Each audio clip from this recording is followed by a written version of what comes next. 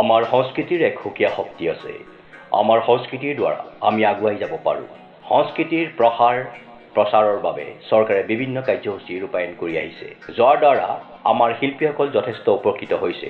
সমাজত শান্তি, একতা তথা সমন্বয় আনিবলৈ শিল্পীসকলৰ যথেষ্ট ভূমিকা আছে।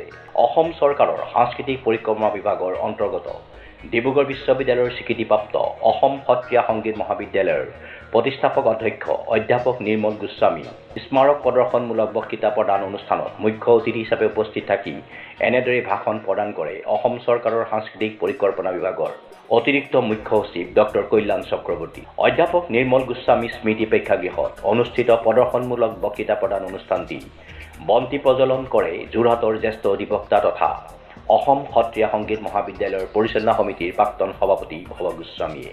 মহাবিদ্যালয়ৰ অধ্যক্ষ ডক্টৰ সাৰংগপাণি বৰদলৈ আদৰণি ভাষণ আগবঢ়োৱা আজি মনোজ্ঞ বক্তৃতা প্ৰদান অনুষ্ঠানটি উদ্বোধন কৰে বিশিষ্ট শিক্ষাবিদ, সাহিত্যিক তথা অসম সাহিত্য সভাৰ প্ৰাক্তন প্ৰধান সম্পাদক ডক্টৰ বসন্ত কুমাৰ গোস্বামীয়ে। অনুষ্ঠানটি উদ্বোধন কৰি মহাবিদ্যালয়খনৰ প্ৰতিষ্ঠাপক অধ্যক্ষ নিৰ্মল গোস্বামীৰ জীৱন পৰিকল্পনা সামৰি ডক্টৰ গোস্বামীয়ে কয় যে আজিৰ যিটো সমাজ ব্যৱস্থাত শিক্ষাক একমাত্ৰ জীৱিকামুখী কৰা হৈছে আৰু পৰীক্ষাবোৰ হৈছে শিক্ষা নাটকৰ শেষ দৃশ্য, ঠিক তেনেকুৱা অৱস্থাত অধ্যাপক নিৰ্মল গোস্বামীদেৱে কেৱল জীৱিকাকে জীৱনৰ একমাত্ৰ শ্ৰেয় বুলি নাভাবি অসমৰ সাংস্কৃতিক বুনিয়াদ বিশেষকৈ সত্ৰীয়া সংগীতৰ উত্তৰণৰ ক্ষেত্ৰত গুৰি বঠাপাত ধৰিছিল। মহাবিদ্যালয়ৰ খোল বাদ্যৰ সংগতকাৰী যতীন্দ্ৰ মহন্তই আঁতধৰা স্মাৰক প্ৰদৰ্শনমূলক বক্তৃতা প্ৰদান অনুষ্ঠানটিত প্ৰদৰ্শনমূলক বক্তৃতা প্ৰদান কৰে মাজুলীৰ সাংস্কৃতিক বিশ্ববিদ্যালয়ৰ পৰিৱেশ্য কলা বিভাগৰ সহযোগী অধ্যাপক গুণমণি বৰুৱাই। অভিনয়ত লোকসংস্কৃতি শীৰ্ষক নিৰ্দিষ্ট বিষয়ৰ ওপৰত প্ৰদৰ্শনমূলক বক্তৃতা প্ৰদান কৰি বৰুৱাই দৃশ্য শ্ৰাব্য মাধ্যমেৰে আগবঢ়োৱা মনোজ্ঞ বক্তৃতা প্ৰদান অনুষ্ঠানটিত কয় যে অভিনয় আৰু লোকসংস্কৃতি ইটো সিটোৰ লগত ওতঃপ্ৰোতভাৱে সম্পৰ্ক আছে। এটা চৰিত্ৰত অভিনয় কৰিবলৈ যাওঁতে শিল্পীজনে যেতিয়া লোকসংস্কৃতিৰ সকলোবিলাক দিশ অধ্যয়ন কৰিব তেতিয়া তেওঁৰ চৰিত্ৰটো সম্পূৰ্ণ ফুটাই তুলিব পাৰিব। মহাবিদ্যালয়ৰ ছাত্ৰ ছাত্ৰীসকলৰ দ্বাৰা পৰিৱেশিত বৰগীতেৰে শুভাৰম্ভ হোৱা সভাখনত অভিনয়ত লোকসংস্কৃতিৰ বিভিন্ন দিশ প্ৰবাহমান হৈ থকাৰ পিছতো আমাৰ কিছুৱে আজিও কিছুমান সস্তীয়া সংস্কৃতিৰ পিছত দৌৰি ফুৰাত ক্ষোভ প্ৰকাশ কৰি পুনৰ কয় যে আমাৰ ইমানবিলাক লোকসংস্কৃতিৰ সম্ভাৰ থকাৰ পিছতো কিছুমান সস্তীয়া সংস্কৃতিৰ প্ৰতি আগবাঢ়ি যোৱাটো অতি পৰিতাপৰ কথা, যি আমাৰ সংস্কৃতিলৈ অশনি সংকেত মাতি আনিব। আজি অসম সত্ৰীয়া সংগীত মহাবিদ্যালয়ৰ প্ৰতিষ্ঠাপক অধ্যক্ষ অধ্যাপক নিৰ্মল গোস্বামী দেৱৰ স্মৃতিত যি বক্তৃতা অনুষ্ঠানৰ আয়োজন কৰা হৈছে, অৰ্থাৎ 24 আৰু 25 দুদিনীয়াকৈ আজি তেখেতৰ সোঁৱৰণত বক্তৃতা অনুষ্ঠান আৰু কালিলৈ আমাৰ প্ৰতিষ্ঠা দিৱস। এই বক্তৃতা অনুষ্ঠানৰ বাবে আজি যিজন নিৰ্দিষ্টভাৱে এটা বিষয়ত বক্তৃতা প্ৰদান কৰিবলৈ আহিছে তেখেত হ'ল মাজুলী সাংস্কৃতিক বিশ্ববিদ্যালয়ৰ নাট্যকলা বিভাগৰ সহকাৰী অধ্যাপক গুণমণি বৰুৱা আৰু তেখেতে অভিনয়ত লোককলা শীৰ্ষক এটি বক্তৃতা প্ৰদান কৰিছে। এই সাংস্কৃতিক ক্ষেত্ৰখনত অধ্যাপক নিৰ্মল গোস্বামীদেৱৰ যিখিনি অৱদান, এই মহাবিদ্যালয়ৰ প্ৰতিষ্ঠা বা অন্যান্য তেখেতৰ যি মূল অধ্যাপনাৰ বিষয়ৰ উপৰিও তেখেতে যে এই সাংস্কৃতিক ক্ষেত্ৰখনত যিখিনি তেখেতে অৱদান দিছে তাৰ মাজেদি তেখেতে নাট্য কলাৰ দিশতো তেখেতে নিজকে প্ৰতিভাৱান হিচাপে স্বাক্ষৰ ৰাখিবলৈ সক্ষম হৈছিল। আৰু আমি প্ৰতিষ্ঠাপক অধ্যক্ষজনৰ স্মৃতিত তেখেতৰ যি 17 অক্টোবৰ 2009 চনৰ সেই দিনটোত 2012 চনৰ পৰা আমি এনেদৰে এক বক্তৃতানুষ্ঠান প্ৰদৰ্শনমূলক এক বক্তৃতানুষ্ঠান আয়োজন কৰি আহিছোঁ। এইবাৰ 17 অক্টোবৰৰ দিনটো কাতি বিহু, লগতে দুৰ্গা পূজা আৰু পৰৱৰ্তী পৰ্যায়ত আমাৰ বিশ্ববিদ্যালয়ৰ পৰীক্ষাসমূহ অনুষ্ঠিত হৈ থকাত আমি আজিৰ দিনটো ল'ব লগা হ'ল। এটা সুন্দৰ অনুষ্ঠান তেখেতৰ যোগেদি আমি আজি পাবলৈ সক্ষম হ'লোঁ। সকলো উপকৃত হোৱা যেন লাগিছে। বিশেষকৈ এই অনুষ্ঠানৰ উদ্বোধক হিচাপে অসমৰ এজন সকলোৰে পৰিচিত সাহিত্যিক তথা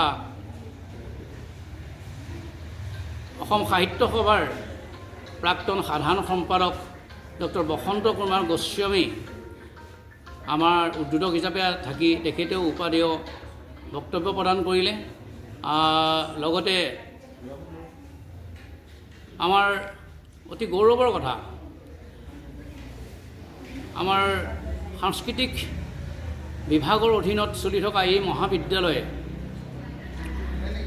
আজি সেই সাংস্কৃতিক বিভাগৰ যিজন অতিৰিক্ত মুখ্য সচিব ডক্টৰ কল্যাণ চক্ৰৱৰ্তী দেৱক ইয়াত মুখ্য অতিথি হিচাপে পাইছোঁ। তেখেতৰো আমি বিশেষভাৱে শলাগ লৈছোঁ।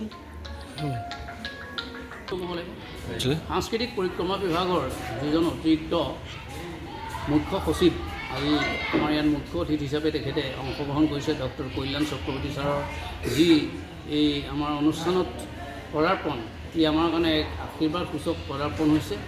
আৰু মহাবিদ্যালয়খনত এনে পৰ্যায়ৰ ব্যক্তিৰ এই প্ৰথম তেখেতে অৱতীৰ্ণ হোৱাটোৱে আমাৰ কাৰণে এটা নিদৰ্শন হৈ থাকিব আৰু তেখেতৰ যোগেদিও আমি অনুপ্ৰাণিত হৈছোঁ।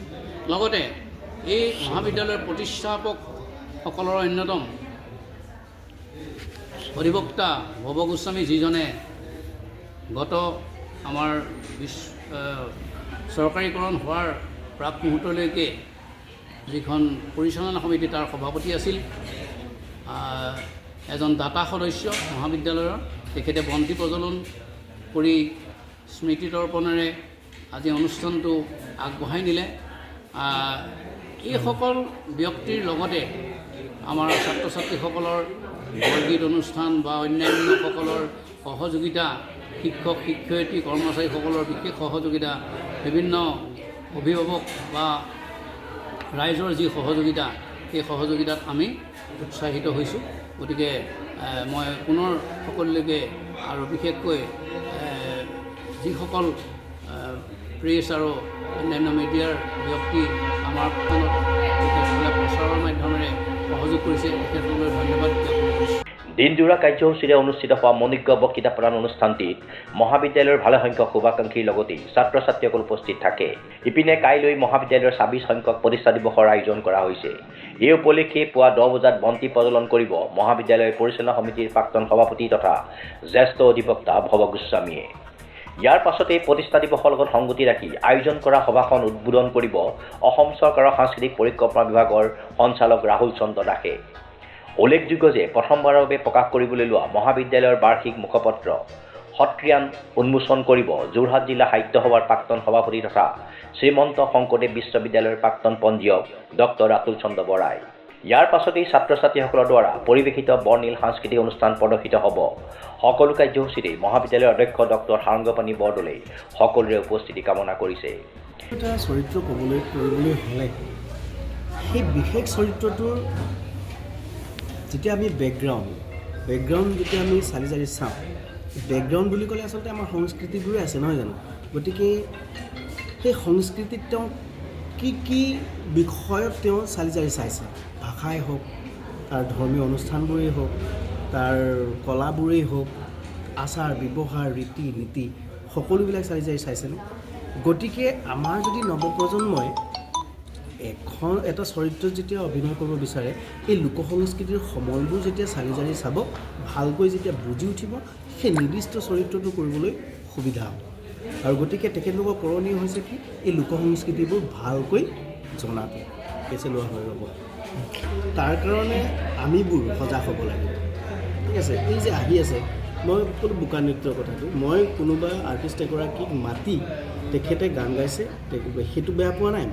মোৰ কথাটো হ'ল কি, এই যে আমাৰ যে আমি এতিয়া বিহু সন্মিলন এখন পাতিলোঁ, আমাৰ যে ইমানবিলাক মানে সংস্কৃতি আছে, নৃত্য সংস্কৃতিয়ে লৈ লৈছোঁ, লাংখুন নৃত্য হওক, নহয়নে, ধাৱাৰ হওক, বৰদৈ চিকলা হওক, এইবিলাক হামজাৰ নৃত্য হওক, এইবিলাক যে নৃত্য আমি কিয় নেদেখাওঁ বেলেগত? প্ৰথম কথা হ'ল কি, আমিবোৰ সজাগ হ'ব লাগিব, আমাৰ অভিভাৱকবোৰ সজাগ হ'ব লাগিব। এতিয়া মই যদি সেইবিলাক বস্তু আচলতে আমাৰ এই সন্মিলনেই হওক বা যিকোনো সাংস্কৃতিক অনুষ্ঠানত এই বস্তুবোৰ আমি দেখুৱাব লাগিব ল'ৰা ছোৱালীক যে আচলতে প্ৰকৃত বস্তুটো এইটো।